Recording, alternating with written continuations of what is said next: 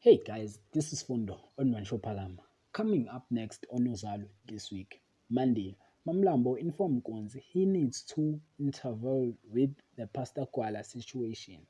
Nyawo repels his debts and end things with Coco. Hlelo found himself demoted to clean and run at the Shisanyama. Tuesday, Kunzi is struck by knuckling when he and Sambulo bonds over a game of chess and their shared love for literature. Sbonello needs 3.5 million to make his dream of building a Disneyland comes to life. Wednesday, Kunzi kind gesture starts a track in his house. Kapsile has one more request to the church and Nyawo attempts to avoid Nosipo ends in tears. Testing.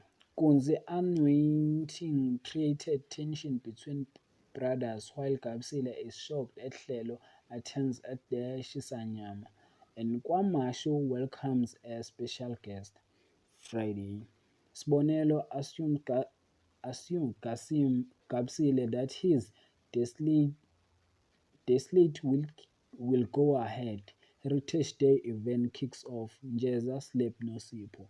That is for this week. Thanks for watching. Don't forget to like and comment and subscribe. Therefore, thanks.